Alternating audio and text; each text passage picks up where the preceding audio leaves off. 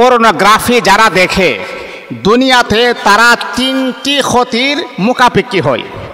যারা পর্নোগ্রাফি যারা দেখেন, যুবক ভাইদেরকে আমি বলছি শুনেন, যুবক বোনদেরকে আমি বলছি, রাতের আধারে অন্ধকারে কোনো মানুষ নাই, একা একা একটা রুমে বসে আছেন, একটা রুমে শায়িত অবস্থায় আছেন।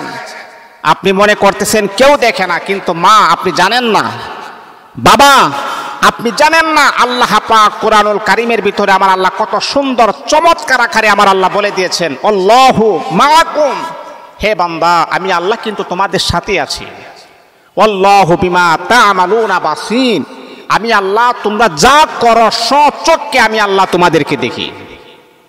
একটা পিপিলিকা, ক্ষুদ্র একটা প্রাণী পিপিলিকা, গর্তের ভিতরে সে কি করতেছে না করতেছে আমি আল্লাহ সচক্ষে ওই বিষয়টাও আমি আল্লাহ পর্যবেক্ষণ করি, আর তোমার বিষয়টা আমি জানবো না। এই আমার যুবক ভাই বোনেরা শোনো, দুনিয়াতে যারা পর্নোগ্রাফি দেখবে, দুনিয়াতে যারা মহিলাদের উলঙ্গ ছবি যারা দেখবে, শোনো শোনো, আল্লাহ পাক রব্বুল আলামিন দুনিয়াতে আপনাকে তিনটা শাস্তি আমার আল্লাহ দান করবেন, তিনটা ক্ষতি আমার আল্লাহ দান করবেন। কি এমন তিনটা ক্ষতি? এক নাম্বার হলো যারা পর্নোগ্রাফি যারা দেখবে, যৌন শক্তি তারা হারিয়ে ফেলবে। যৌন শক্তি যদি আপনি হারিয়ে ফেলেন, যাকে আপনি বিবাহ করবেন ওই স্ত্রীকে আপনি স্বামী হিসাবে যে পরিপূর্ণ তৃপ্তি দেওয়ার কথা, পরিপূর্ণ শান্তি দেওয়ার কথা, ওই শান্তি আপনি দিতে পারবেন না। ও বন্ধু, যদি আপনি আপনার স্ত্রীকে পরিপূর্ণ তৃপ্তি না দিতে পারেন, তাহলে আপনার ঘরের ভিতরে সমস্যা লেগেই থাকবে। এই সমস্যার কখনো ঘরের ভিতরে দূর হবে না। একজন নারী, তার একটা হক আছে, আপনি স্বামী, আপনার একটা হক আছে। ওই নারীটার হক যদি আপনি পরিপূর্ণভাবে আদায় করতে না পারেন, তাহলে বাবা এই ঘরের ভিতরে বেজাল, এই ঘরের ভিতরে সমস্যা এমনভাবে লাগবে আর কখনো আপনি দূর করতে পারবেন না।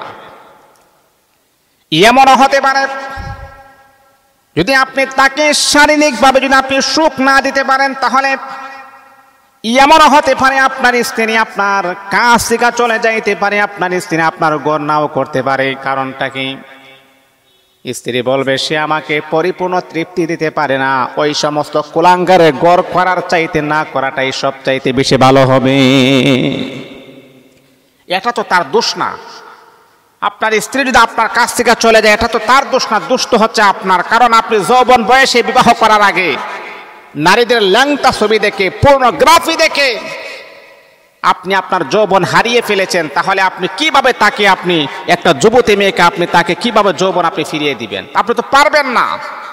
তাহলে দুনিয়াতে আপনি ক্ষতিগ্রস্ত হবেন, এর মানে হচ্ছে যৌন শক্তি হারিয়ে ফেলবেন, আপনি বৃদ্ধ হয়ে যাবেন। দেখতে দেখা যায় আপনাকে যুবক, কিন্তু আসলে আপনি বৃদ্ধ।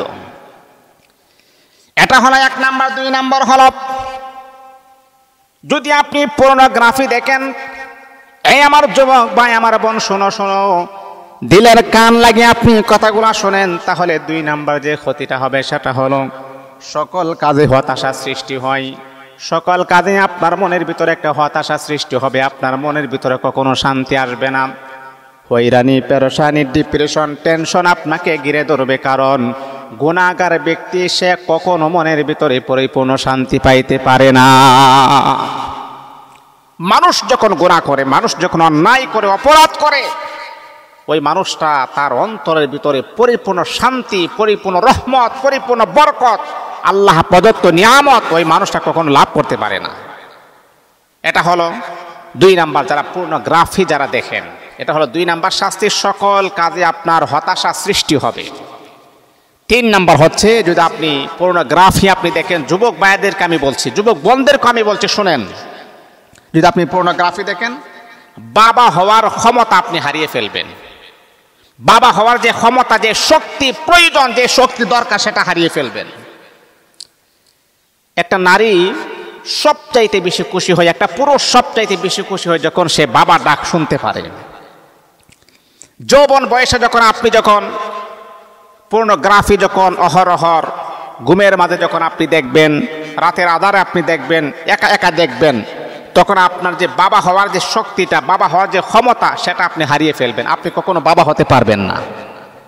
এই জন্য বাবা পর্নোগ্রাফি দেখা বন্ধ করুন, অশ্লীল ছবি দেখা বন্ধ করুন। এই ছবিগুলো আপনাকে জাহান্নামের কারণ আপনাকে বানিয়ে দিয়েছেন, আপনার চেহারাটা নষ্ট করে দিয়েছে। এই জন্যে পর্নোগ্রাফি আমরা কখনো আর দেখবো না, আমাদের চেহারা নষ্ট করবো না। এটা রিজার্ভ করে রাখুন, আপনার স্ত্রীর জন্য আপনি বরাদ্দ করে রাখুন। দেখবেন স্বামী স্ত্রীর জীবনটা কত সুন্দর হয়, কত সুখের।